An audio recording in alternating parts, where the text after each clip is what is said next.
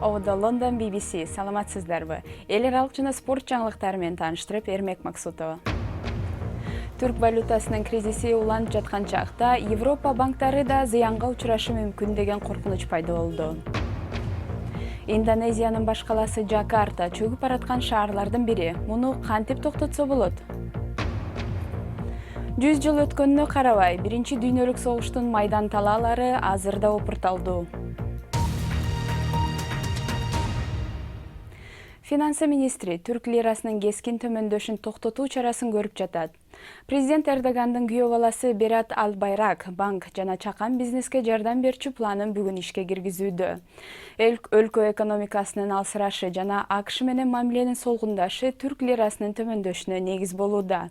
Лиранын наркы дем алыш күнү болуп көрбөгөндөй түштү. Түркиянын президенти кече тарапкерлеринин алдына чыгып, мамлекеттин акча бирдиги кунун жоготкону Түркияга каршы саясий чагымчыл аракет деп айтты. Президент Эрдоган өз сөзүндө НАТО уюмундагы өнөктөшү АКШны айыптап жатканын эч жашырган жок. Дүйнөгө, анын ичинде биздин мамлекетке соода согушун жүргүзүп жатканга биз жооп кайтарабыз. Түркия жаңы рынок, жаңы өнөктөштөрдү көздөй жыла берет. Президент Эрдогандын ишенимдүү сөзүнө карабастан, лира биржада кунун жогото берди. Жыл башынан бери түрк акча бирдигинин куну АКШ долларына карата 40%га төмөндөдү. Өткөн аптада АКШнын президенти Дональд Трамп алюминий жана темир импортуна бажы төлөмдөрүн 2 эсеге өтөргөн. Бул кадамдан кийин түрк лирасы бир күндүн ичинде 20%га кунун жоготту. АКШ менен Түркиянын мамилеси 2016-жылкы ишке ашпай калган төңкөрүш аракетинен кийин чыңалды. Түркия белгилүү динаятчы Фетула Гүлен менен кызматташкан деп айыптап, АКШнын жараны болгон христиан пастору Эндрю Бронсонду камакка алганы көйгөйдү курчутту. АКШ пасторду өткөрүп берүүнү талап кылууда. Бирок президент Эрдоган Вашингтондун талабын четке какты. Çarşamba günü saat Алар пасторду бошот деп айтышты. Шаршемби күнү саат кечки 6-га чейин бошотпосоң санкция жарыялайбыз дешти. Карапайым түркиялыктарга күнүмдүк тиричилик үчүн баалар кымбаттап жатат. Бул абал өзгөчө чакан бизнестерге коркунучтуу. Айрым адистер лира кунун жоготкону экономикалык кризиске алып барышы ыктымал деп эскертүүдө. Түркиянын финансы министри банк жана чакан орточо бизнестерге көмөк катары план иштелип чыкканын белгиледи. Түркиялыктар болсо өкмөттүн бул кадамы лираны туруктуу кармайт деп үмүттөнүшүүдө. Индонезиянын борбору Джакарта дүйнөдөгү чөгүп бараткан ири шаарлардын бири. Жаңы изилдөөгө караганда шаардын 2 миллион калкы баш калкалаган бөлүгү 10 жыл ичинде толугу менен суунун алдында калат. Буга эмне себеп болууда? Ажайып деңиздин жээгинде жашоонун өз баасы бардай. Суу деңгээли көтөрүлүп, Фортунанын үйү чөгүүдө. Бул жерди бир нече жолу суу каптады. Бассейндин суусу ташып, дубалдын кырына чейин жетти. Ал жашаган жер соңку 20 жылда 4 метрге чөккөн. Хэриан Эндриас Индонезиянын абройлуу жогорку окуу жайында илимий кызматкер. Эгер изилдөөбүзгө таянсак, 2050-жылга чейин Жакартанын түндүк тарабынын 95%-ы суу алдында калат. Бул олуттуу маселе. Жакартаны аралап 13 дарыя агат, бирок баары абдан кир болгондуктан таза суу 5 кишинин экөөнө араң жетет.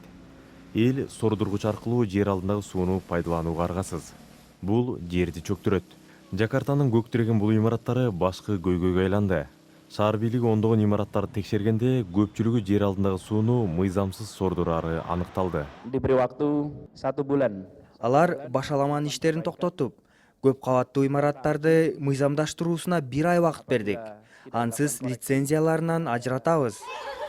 Эксперттер Жакартаны чөгүүдөн сактоонун жалгыз жолу жер алдынан суу сордурууну токтотуу дешет. Бирок бул ишке аша турган болсо, шаардын 10 миллион калкы дарыя жана көл суусуна көз каранды болот. Президент Жоко Видодо 8 жыл ичинде дарыя суусун ичүүгө жарамдуу кылам деп убада берди. Муну менен муктаждыктын 80%-ын чечсе болот. Бирок миллиондогон тургундар жерден суу сордурууну токтотпой жатканда, Жакарта дагы да чөгө берет. Сиз көрүп жаткан BBC эми күндүн башка кабарларынын тизмеги. Түндүк Корея лидери Ким Чен Ын менен Түштүк Корея президенти Мун Чже Индин жолугушуусу Пхеньянда сентябрь айында өтөрү белгилүү болду. Бул Түштүк Корея президентинин соңку 10 жылда Пхеньянга болгон биринчи расмий иш сапары. Бул эки лидердин соңку айлардагы 3-чү жолугушуусу. Кытай Синьцзяндагы экстремизм менен күрөшүү борборлорунда миллионго жакын этникалык уйгур мусулмандарды туткунда кармап турат деген айыпты четке какты. Кытайдын буга берген билдирүүсүндө Бейжин Синьцзян провинциясын деисламизациялоо аракетин көргөн эмес делет. Бунун жума күнкү жыйынында Бейжин Синьцзян провинциясын ири түрмөгө айлантканы тууралуу жүйөлөр айтылган. Тайвандын түндүгүндөгү бейтапканада өрт чыгып 9 киши курман болуп, 30 жаракат алган. Жапа чеккендердин 11-и оор абалда. Өрт Нью Тайпей шаарындагы бейтапканада бүгүн эртең менен башталган. Биринчи дүйнөлүк согуш аяктаганына 100 жыл толсо да, Франциядагы Зөйн Роуш же кызыл зона азыркыга чейин өтө кооптуу деп саналат. Тазалоо иштерине карабай, жарылбай калган миналар менен зыяндуу заттардын көптүгүнөн согуш жүргөн бул жерлерде турак жай салууга жана чарба ишине тыюу салынган. Биринчи дүйнөлүк согуштун кесепетинен улам бүтүндөй аймактардагы тиричилик жер менен жексен болгон.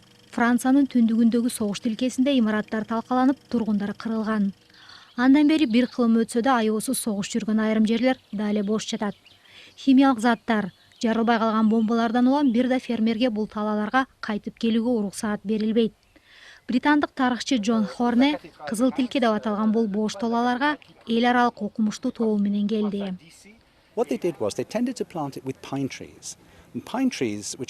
Алар бул аймакка кызыл карагайларды отургузушкан. Кызыл карагайдын тамыры тайыз болуп, тез өсөт. Ошондой эле карагай топурактагы зыяндуу заттарды натыйжалуу тазалайт. Бак 80-90 жыл жашайт. Адистер кызыл тилкеге мындай карагайларды отургузуп, ондогон жылдан кийин жердеги уулуу заттар акырындап толугу менен тазаланат деп үмүттөнүшкөн. Бүгүнкү күнү Флори аттуу талкаланган кыштактын жарымы токой болсо, жарымы көрүстөн. Кыштактын башчысы арбактарга ишенбегенин, бирок бул жердин абасында өзгөчө бир нерсе бар экенин айтты. Бул жерде бомбанын калдыктары менен бирге 10 миңдеген француз жана немис жоокерлердин сөөгү жердин астында аралашып жатат. Кээде курулуш иштери учурунда сөөктөрдү таап чыгабыз. Бул бизге 100 жыл мурда болгон окуяны эске салат. Бир убакта жашоого жарамсыз деп саналган айрым аймактар согуштан кийин тез эле дыйкандардын колуна берилип кеткен. Айрымдар бул кадам өтө эле эрте жасалганын айтышууда. Эгер кылдат карасаңыз, жерден чогултулган картошканын гранатадан айырмасы жок. Картошканын түшүмүн жыйнап жаткан учурда гранаталар табылган учурлар болот. Жыл сайын картошка менен бирге көптөгөн граната, бомба калдыктарында байкабай чогултабыз. Тарыхчылар болсо бул аймак тарыхтын терезеси болуп калганын айтышууда. Бир учурда кандуу согуш жүргөн аймактагы тарыхый калдыктар кызыл карагайлардын алдында жакшы сакталган. Спорт. Манчестер Сити Арсеналды 2-0 эсебинде утуп Премьер-лиганы ийгиликтүү баштады. Пеп Гвардиола командасы мындан да жакшыраак ойноорун билдирди. Бул Арсеналдын жаңы менеджери Унай Эмеринин жетекчилигиндеги алгачкы оюну. Рахим Стерлинг жана Бернардо Силва Манчестер Сити үчүн гол киргизди. Француз сезонунун ачылышында Неймар Парис Сен-Жермен үчүн алгачкы голун киргизип 3-0 эсебинде КН'ди жеңди. Ювентуска жаңыдан кошулган Криштиану Роналдо болсо, жаңы командасы үчүн алгачкы голун киргизди. Тюрин шаарынын жанында өткөн матчка Роналдону колдоп 5000 көрөрманы келген экен. Жаңылыктардын соңунда Колумбиядагы гүлдөр парадын көрө кетели. Меделлин шаарындагы бул салтка айланган көргөзмө жыл сайын орун алат. 500дөн ашуун тургун гүлдөрдөн жасалган экспонаттарды көтөрүп өтөт. Алардын ар бири 100 килограммга чейин болушу мүмкүн. Бул жылы 20 миңге жакын турист кошулуп, зор салтанатка айланган.